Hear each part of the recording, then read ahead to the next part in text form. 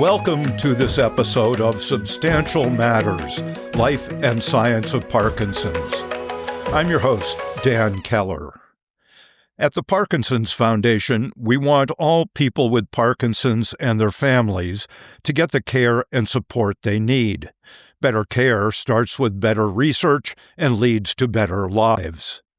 In this podcast series, we highlight the fruits of that research, the treatments and techniques that can help you live a better life now, as well as research that can bring a better tomorrow.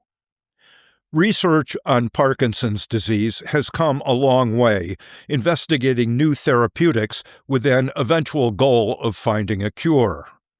Discovery is a stepwise process, with new research building upon past results and leading to new findings. I explored the state of Parkinson's research with Maggie Caulfield, the Director of Research Programs at the Foundation, and Connor Courtney, the Associate Director. In medicine, most all clinical and therapeutic advances start with basic science research, so I asked Connor just what that means. So the term basic science typically refers to laboratory research that is done to explore fundamental principles about science or technology. In the context of Parkinson's disease, basic science experiments seek to better understand the biology behind what causes Parkinson's disease, and then to better understand how this biology can drive new, innovative treatments for the disease. Basic science laboratory research is almost always the first step or major breakthroughs in medicine, as it establishes the basis for which future clinical studies can follow up on. Do you have any examples where basic science discoveries have opened a door to new science or to clinically applicable treatments? One clear example of basic science success is actually the drug levodopa. Before levodopa could become the transformative medication that we know today, it was laboratory experiments from the 1950s that provided the initial proof of concept that levodopa could potentially treat the symptoms of Parkinson's disease in humans. And all these years later, levodopa is still the gold standard medication for treating the symptoms of PD. And so, like the initial experiments with levodopa, the Parkinson's Foundation believes that funding basic science research is the most effective way to lay the groundwork for future treatments for Parkinson's disease. The Foundation puts a strong emphasis on supporting researchers in the early stages of their careers. What's the advantage of doing that? There are a couple of reasons for this, but at its core, Parkinson's disease is a condition that we've known about for well over a century now. And while we've made progress with regards to treatments, we still do not have a cure or a disease-modifying therapy for this disease. The field needs new, innovative ideas to tackle this disease, and we believe that the next generation of researchers are the ones who will bring innovations that could potentially transform the field. And by investing in the most talented researchers early in their careers, we help ensure that these scientists stay committed to Parkinson's disease research for the duration of their careers. I know it's sometimes hard to tell who's going to be the superstar, but I think it's especially critical today that they get funding because the government has cut back. So is the Parkinson's Foundation doing anything in that regard? Well, yes, as you correctly point out, the scientific community is currently going through a difficult time due to massive changes in the federal funding landscape. And so in the current climate, it really has never been more important that we invest in talented young researchers to not only convince them to stay in science, but to have them stay committed to Parkinson's disease research, because the PD community needs these researchers now more than ever. Maggie, shifting from basic science and lab work, can you give our listeners a quick overview of the PD generation study and what makes it different from other Parkinson's studies? I'd love to. PD generation is our international genetic study. We provide genetic counseling to anyone over the age of 18 with the diagnosis of Parkinson's disease. Our primary gene panel focuses on 7 Parkinson's disease-associated genes. These include GBA1, LRRK2, SNCA, Parkin, PINK1, PARK7, and BPS35. Changes to these genes have all had significant research supporting the role in Parkinson's disease risk or outcomes. And a lot of this is originally based in this basic research world that we've just talked about. There are a few really unique attributes of PD generation. One is that it's truly an all-comer study. We like to call it this. There are no restrictions besides being an adult and having a PD diagnosis. Something else unique is that participants receive their genetic testing results back to them during a meeting with a certified genetic counselor. This allows for some time and space to ask questions and discuss their results. This has not been historically part of clinical trials that use genetic sequencing for screening of participants. Those participants do not get those results back.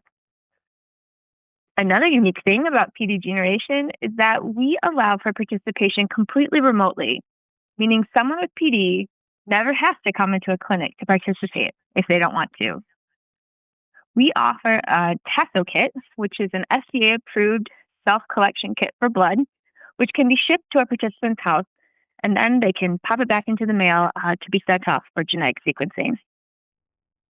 I've been doing a couple of other interviews lately, and it sounds like some of the genes underlying a risk for Parkinson's disease may actually interact, especially at the level of the mitochondria. So it sounds like a rather complicated process to sort out all of their effects.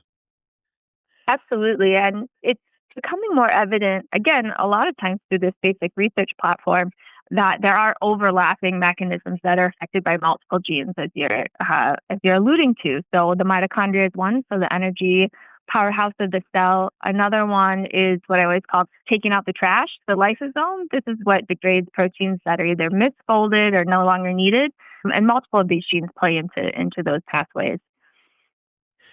Thinking about the PD generation study, what are some of the goals, particularly around enrollment and expanding diversity? Sure. As I mentioned, PD generation is global. We're not only in the United States, but we're in Canada, Israel, and 10 countries in Latin America. We were able to accomplish this through a collaboration with another group called Large PD. We're continuing to expand. We have a very diverse cohort as compared to other genetic registries, where about 14% of our participants identify as Hispanic or Latino. This is not something you'll see in other international global registries. We have had pretty large participant enrollment goals. We enrolled our 30,000th participants in PD generation on December 1st of this year. This is a major milestone for the study. Our original goal was to have 15,000 enrollees by December 2025, and we were able to double that. Wow. It's a huge number. The next probably largest studies of this type are in the 1,000 to 2,000 participant range. So we are getting quite large. We've also leveled out in the last few months, just around 12% positivity rate for our primary 7-gene panel. So just about 12% of our enrollees test positive for a variant in one of those 7 primary genes. We also have expanded our gene panel recently in the last year or so. We have included a second PD-associated gene panel. We call it the secondary finding genes. This is because changes in these genes are either associated with rare forms of PD, or there's evidence of an association that's just coming to light through basic research mechanisms or other preclinical research. Many of these genes are also known to play a role in other disorders, such as frontotemporal dementia or Wilson's disease. Currently, we have about 7,000 results from this panel, and this is a really exciting contribution of data to research efforts to allow us to better understand these less well understood genes in the context of PD. Are there any other recent highlights or key learnings at this point from the study, or are those the main ones? I would consider those to be the main ones. A lot of our efforts have been pointed towards operational logistical mechanisms to continue to expand this program. Really, the power comes from the numbers, and the more people we have participating, the greater amount of data we can contribute to the scientific community, and the more we'll contribute to the understanding of genetics and Parkinson's disease. Right now, the main way to slow down progression of Parkinson's disease is regular, vigorous exercise, but people are looking at disease-modifying therapies. What does that term really mean? Disease-modifying therapies, or DMTs, are therapies that actually change the underlying problems that result in the disease. These treatments try to slow or halt progression by inhibiting things like clumping of proteins, energy issues, as we mentioned before, and waste issues that are common to neurons that are damaged in the Parkinsonian brain. I like to say, as I mentioned before, dopamine neurons have issues making enough energy and are bad at taking out the trash. We need to help those cells do things better, or the disease will continue to progress. What's on the horizon that looks promising in that area? Anything you can put your finger on? So I think there are a couple things that have come out that are exciting, but they also reiterate some of the challenges with these types of therapies. I recently attended a conference called the Parkinson Study Group Conference in San Diego a few weeks ago, and we reviewed some positive results from a couple of stem cell replacement therapy studies that recently had positive results. They were fast-tracked from a phase 2 clinical trial based on efficacy to a phase 3, which is pretty unheard of for this kind of trial. It was really exciting for them. Researchers have been studying stem cell replacement therapy for PD for many decades, probably close to 5 now. If you lose your dopamine replacing neurons, just put them back in and you'll cure the disease. But the disease is so incredibly heterogeneous, so different between each and every person living with PD, and so complicated on the cellular level that it just hasn't been that straightforward, and it's taken us many decades to get to where we are now, where it might actually be something that can be used for certain people living with PD. There are a couple other new fresh ideas about how we have a good sense of the molecules we're trying to target or the things that are wrong with the cells, but how to get the therapies actually into the right place in the brain, into the right cells, and targeting those molecules is a real challenge. And there are some new ideas coming out about how to do this. So a lot of it, again, is kind of a logistical question about how to get in the right location at the right time. And there's also a number of different types of molecules that are being studied. So some affect genes, some affect proteins, some change the way proteins clump, some change the way genes are expressed, some express extra genes. And so now that there's all of these different ways we're trying to come at this problem, I mean, that gives me a lot of hope that there'll be multiple options which come to market, and clinicians will be able to choose the best therapy for their specific patient and not rely on a one-size-fits-all approach, which is really going to be what's needed for Parkinson's. All of us have heard that you meet one person with Parkinson's, you've met one person with Parkinson's, and while there are common underlying disease mechanisms for people with Parkinson's disease, everyone's disease is a little bit unique, and we need to be able to have personalized therapies for people living with Parkinson's disease.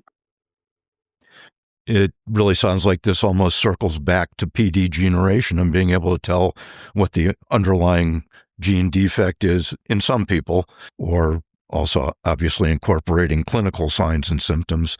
But personalized medicine seems to be the way to go, especially for a disease where each patient really has almost their own disease. Absolutely. If you don't mind, I would like to comment on that a little bit. And it's not just genetics that we can use as biomarkers. That's kind of the overarching term for those types of understandings of people's individualized disease. So we could understand the genetics, we can take biomarkers. Some of those are just clinical presentations, so how people move or function in the clinic. Other stuff like issues with the GI tract, sleep issues, cognitive decline. All of these give us a sense of the greater picture of disease for each person.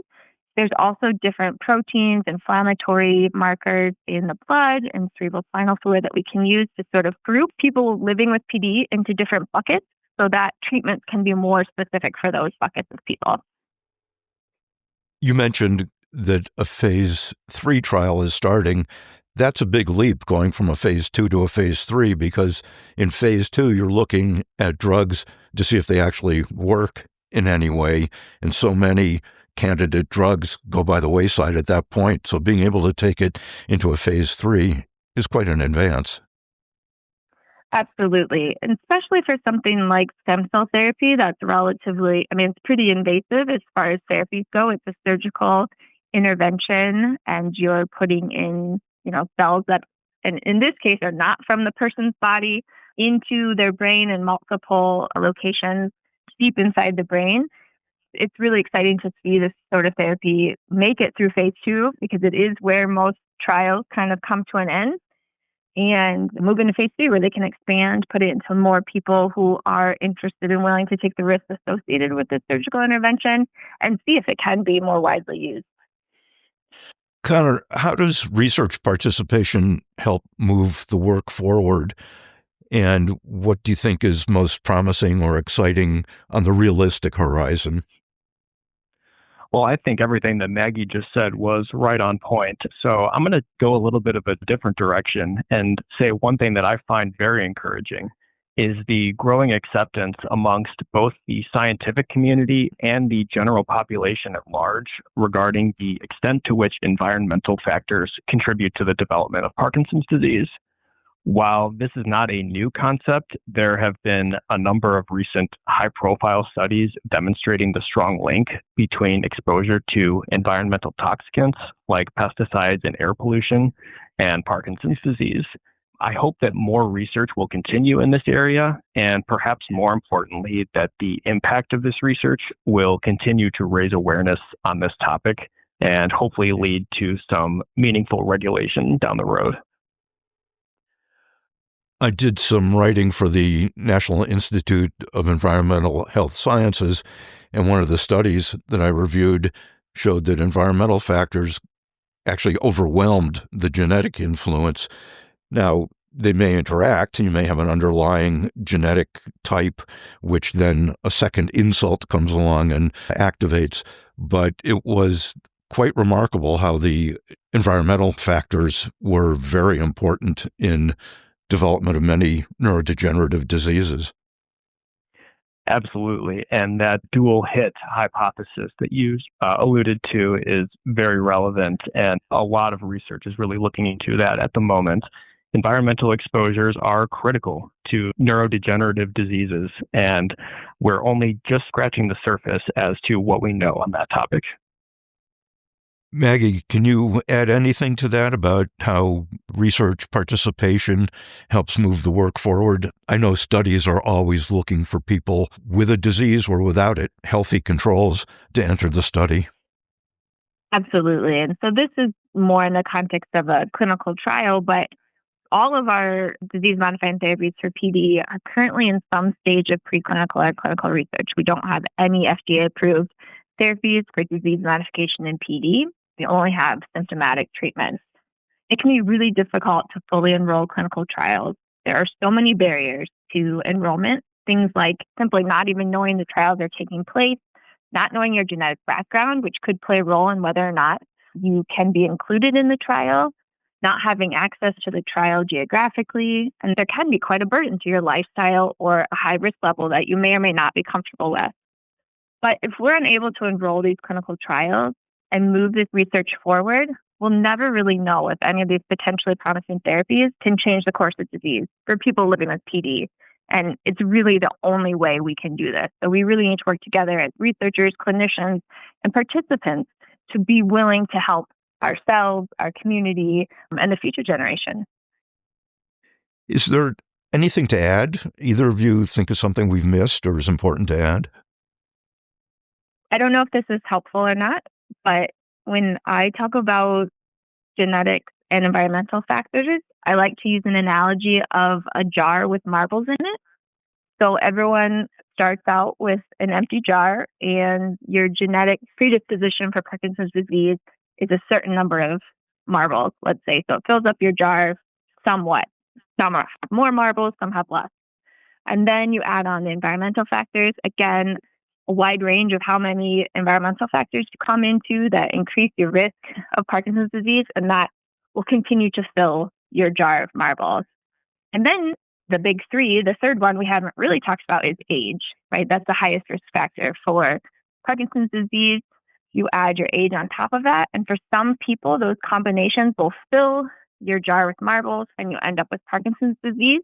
But the way those things combine are unique to each individual. Good analogy. Is there any final message to our listeners about this whole area we've been talking about from either of you? I would just say I think sometimes it's easy to sort of get discouraged or your excitement is dampened because there are a lot of challenges in front of us, both in basic research and in the clinic. But there's also so many advances we've made recently. And when you go to these scientific conferences or you speak to your clinician, you can start to feel that some of these ideas and techniques are really coming together. So I truly do believe we're right on the edge of some of the therapies and concepts really breaking through to the next level. So I'd like to keep a hopeful front on it and not get too down. But again, a lot of it is going to depend on clinical trial enrollment, participation, and funding for basic research. I was at the Parkinson's disease and movement disorders meeting in Honolulu, and it was 5 days of 8 a.m. to 5:30 p.m. presentations. There is a lot of work going on in the area, so that's good to see. There sure is. Any final word from you, Connor? I think Maggie really summed it up quite well. It is a truly exciting time to be in Parkinson's research, and I encourage anyone listening to do what they can to help participate to move research forward. Very good. I appreciate all the time and effort from both of you, and I'm sure it fills in a lot of the gaps for some of our listeners about what goes on with basic research, why it's important, and what comes out of it, and why it needs to be supported. So thanks a lot.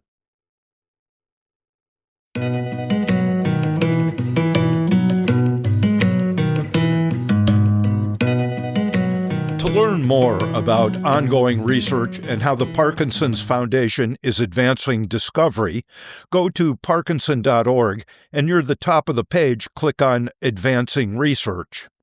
There you'll find information on our PD generation genetic study and find other ways to get involved, like joining research studies or sharing your thoughts through surveys. There are also opportunities on how to advocate for research and even participate in designing studies and drug development. To see some of the people doing the research and what they're investigating, search our website for Research Spotlight.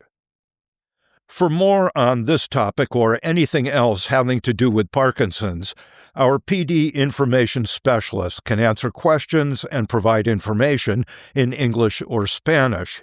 You can reach them at 1-800-4PD-INFO. If you'd like to leave feedback on this episode or to let us know what other topics you'd like us to cover, visit parkinson.org/feedback. Be sure to subscribe and rate us on Apple Podcasts or wherever you get your podcasts. We want to thank this episode's podcast sponsor, Blue Rock Therapeutics, for supporting our mission. At the Parkinson's Foundation, our mission is to help every person diagnosed with Parkinson's live the best possible life today. To that end, we'll be bringing you a new episode in this podcast series every month. Till then, for more information and resources, visit parkinson.org or call our toll-free helpline at 1-800-4PD-INFO. That's 1-800-473-4636. Thank you for listening.